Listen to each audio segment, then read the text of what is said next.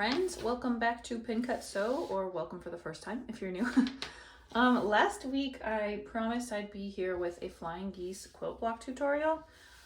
This is not only a quilting channel, but I am trying to beef up my quilting content because so many people have asked for it. So today I'm going to teach you how to make a simple flying geese quilt block. Looks like this. And this method makes 4 at a time. It had been a long time since I made flying geese, so I brushed up on my technique. I am using a tutorial from Susie Quilts, who is one of my favorite quilters. She makes patterns and everything. I'll link to her below. This is a really easy way to make several flying geese at the same time. So that's what we're going to do today. If you'll notice, my wool pressing mat is now on a scrap piece of, well, this was like a shelf from a piece of furniture that broke when we moved, and we kept it, and I'm glad I did because it fits perfectly on my wool mat. I got several comments on my last video about, they were warning me against using my wool mat on top of my cutting mat or even my cutting table because the steam will go through it and warp it, and I really did not want that to happen. So I now have this handy piece of wood, scrap wood. So this is something I don't care if it gets messed up, so that's what I'm going to use from now on. It conveniently fits right here on my table. So what you need to do to make 4 flying geese at one time is to cut a piece. These will make 3x6 flying geese. You need to cut a larger piece that's 7 1/4 inches square, and then you need 4 squares that are 3 7/8 of an inch. So what you do first is you go ahead and put 2 of these squares on opposite corners of your larger square. Notice how my fabrics contrast really well. You need one to be obviously darker or lighter than the other one. Here are some more examples. I have light dark. This one I have light dark. These are very contrasted color-wise, as are these. My quilt is going to be very scrappy. That's the same. That's all I've made so far. I just plan to put mine into strips at random. I've seen some quilts like this on on Pinterest, and I really liked them. So I'm just making a bunch of flying geese between 2 and 6 or 8 flying geese high. So in some of my fabrics I'm cutting 2 at a time of these because this makes 4. So then I end up with 8. And others I just keep to the 4 that I have, and I sew them together in whatever number of them that I want. Okay, so after you have those lined up on the corners, you're going to take a pencil or your favorite marking tool. I like a pencil because it gets right close to the edge of my ruler. And you're going to mark your first line. These are right sides together, by the way. Okay, then I like to put a couple of pins in it. I'm going to take this over to my machine.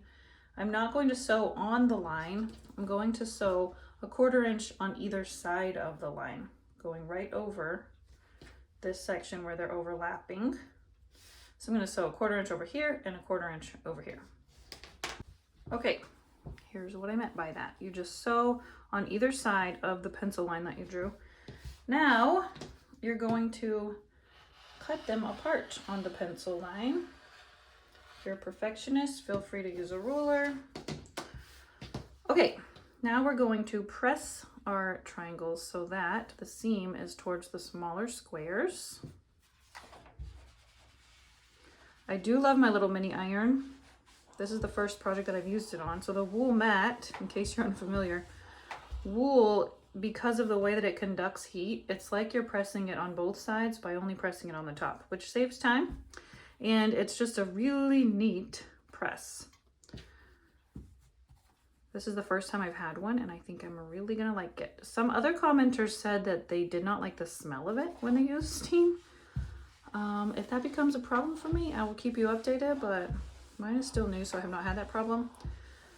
Maybe avoid very cheap brands, and that will probably help too. Okay, so now I have 2 pieces that look like this. I'm gonna take my remaining squares. I'm going to place it here like this. Perfectly place it in the corner and draw another line from this corner to this one.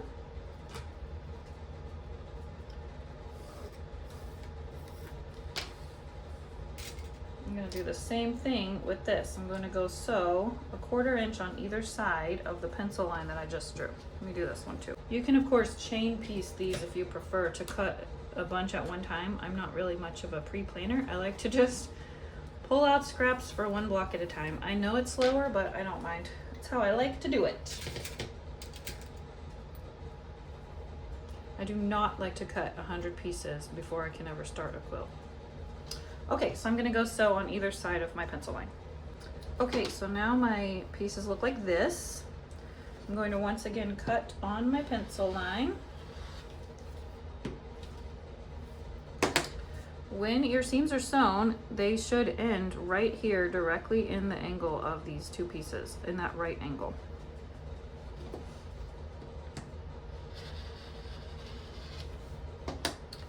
Okay, and then we can press this piece. And then it will look like this. Okay, you can cut off these little dog ears, and your block is ready to be sewn together. So a lot of people who are new to quilting, they see this point and they think, ah, my block's not perfect. But they think that this point is supposed to be all the way here at this edge, but that is incorrect, because if it came all the way to the edge, then when you sewed it to another point and you fold this seam allowance down, you would no longer have a perfect point there. It would go like this. So that's why it doesn't go all the way to the top. It's not supposed to. Okay, so flying geese can be arranged in a multitude of different ways. If you search up flying geese quilt on Pinterest, you will find all kinds of different arrangements. You can make boxes, but I am going to just stitch mine into a line of geese like so that it will match my other blocks. And when I finish this quilt, I will be sure and show it to you, because I think it's gonna be really pretty. Scrap quilts are my favorite. I use all my favorite fabrics. I am planning to make a video on choosing quilt fabrics for scrap quilts, but one key to remember, actually, let me just tell you 2 keys to remember. One is when you're making scrap quilts, it's not necessarily an anything goes type of situation. You can see that I have a lot of browns and oranges in this quilt. Because of that, I probably will not put, for example, purple into this quilt. I could use some more green.